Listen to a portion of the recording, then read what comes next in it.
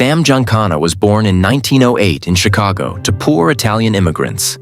His father was strict, and their home was small.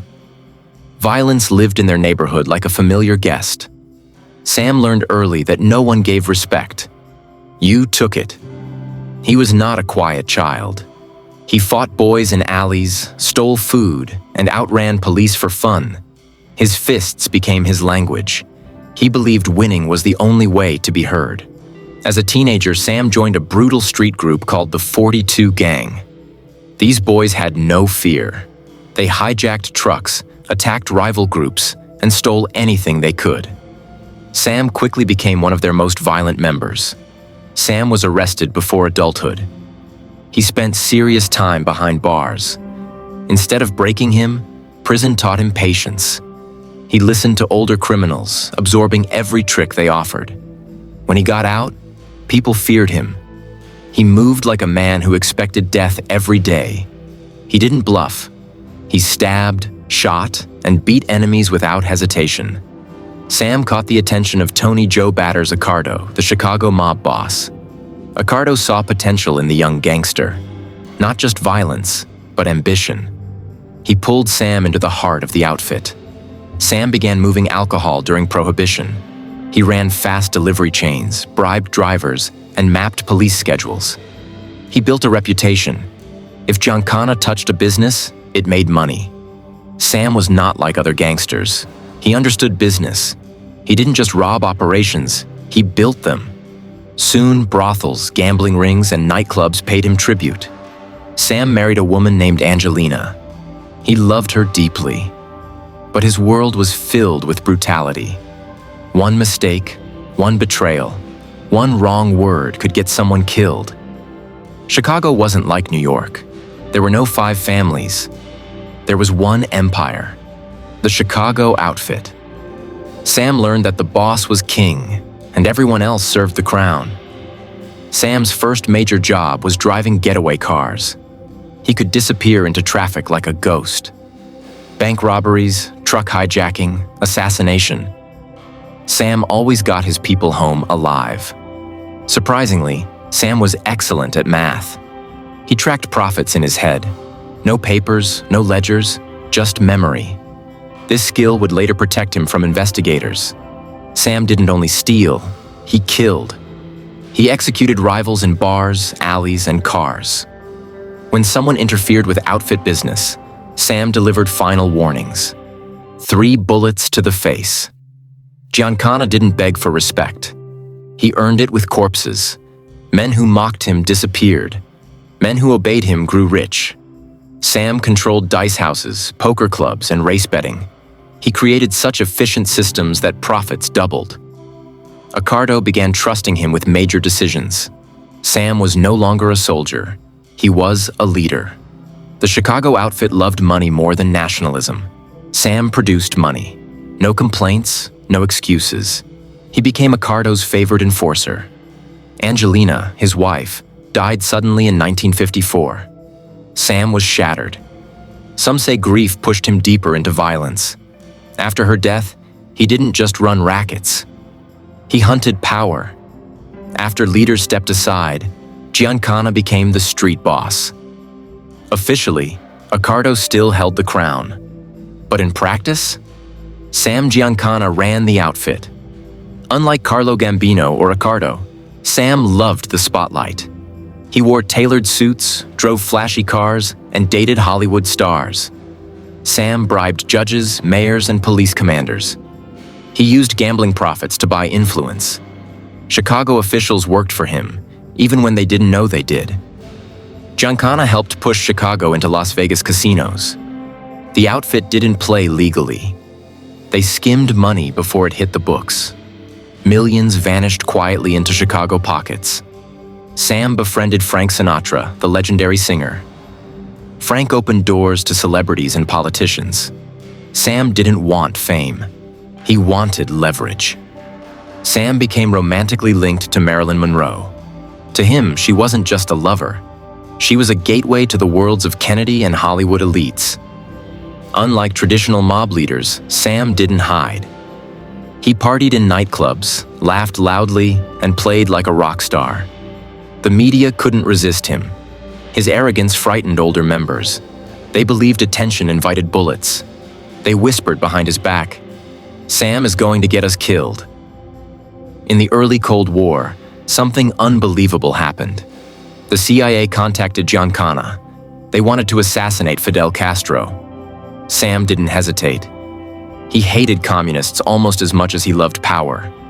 CIA agents offered money and protection.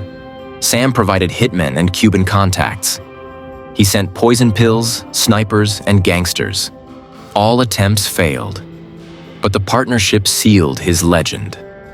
The mob and America's intelligence agency shared a goal: remove Castro. It was the first known moment when US government and organized crime worked together. The public whispers began. Giancana helped John F. Kennedy win Illinois, creating fake votes and political pressure. He believed the new president would protect the Mafia. He was wrong. Bobby Kennedy became Attorney General and launched the biggest assault against organized crime in US history. Sam felt betrayed. He wanted revenge. Marilyn Monroe died from an overdose. Conspiracy theories exploded. Some believe Sam had information. Some believe he was involved. The truth remains buried in Hollywood shadows. The FBI focused on Giancana, wiretaps, surveillance, undercover operations. They chased him like a ghost they could never catch. To escape heat, Sam fled to Mexico. Local officials protected him for bribes. The FBI begged for his return. Mexico eventually handed him over. When Giancana came back, he wasn't forgiven by the outfit. He was too loud, too public, too radioactive. Accardo removed his authority. Sam lost his power base. He was still feared, but no longer obeyed. Giancana spent years in his Chicago home. FBI vans waited outside 24/7. Every phone call, every movement, every meal, recorded. Eventually, Sam cooperated with government investigators. He spoke about CIA operations, Castro assassination plots, and political favors. He thought the mob would protect him. They didn't. Sam was preparing to continue revealing information about covert operations, Las Vegas crimes, and Mafia structure. This made him the most dangerous witness in America. Sam Giancana was at home cooking sausage. Someone entered through the back door. The intruder shot him 7 times.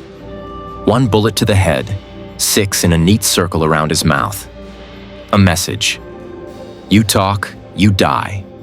There were no signs of struggle. Sam likely knew his killer. He trusted them enough to turn his back. Some blamed Chicago bosses. Some blamed old enemies. Others whispered, the CIA. The truth was buried deeper than any grave. No one was convicted, no solid suspects, just rumors and silence. The outfit preferred it that way. Giancana wasn't like other Mafia kings. He craved attention. He lived like a celebrity. That hunger destroyed him. He never understood that governments do not love criminals.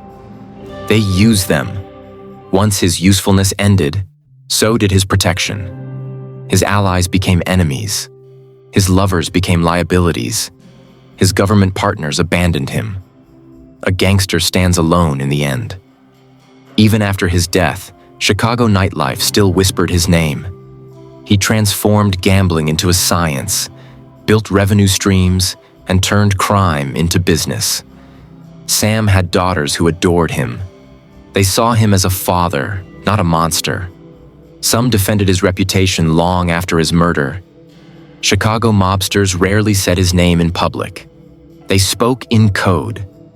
Even dead, Sam Giancana terrified them. Documents on Sam's CIA connections were sealed for decades. Whenever someone asked questions, the answers vanished. Many conspiracy theories circle around Giancana: that he helped elect Kennedy, that he worked with covert agents, that he knew secrets about the assassination. He took those secrets to the grave. Sam believed he could control everything: mob, celebrities, politicians, even the CIA. He forgot one truth. Power is not friendship. His downfall wasn't caused by police or rivals or foreign governments. It was caused by the ego that made him think he was untouchable. Giancana never won respect through wisdom. He earned it with fear. And fear dies fast the moment a man shows weakness. Where Carlo Gambino built empires quietly, Sam built fireworks. Where others hid in shadows, he chased cameras. The difference explains their fates. Sam walked a line no one else dared, between gangsters and presidents, between killers and spies. In the end, both sides rejected him. Some call him a patriot, some call him a traitor, some call him a monster. All agree he was unforgettable. Giancana's death became a symbol. Even the loudest men die quietly. The Mafia doesn't write warnings. It writes endings. Bars, alleys, casinos, and hotel rooms in Chicago still echo the stories of Momo, Sam's nickname. A star who burned too bright. Documents still remain classified. Witnesses still fear speaking. The truth may never surface. Giancana's life is not a book. It is a locked vault. Sam Giancana tried to rule gangsters and governments.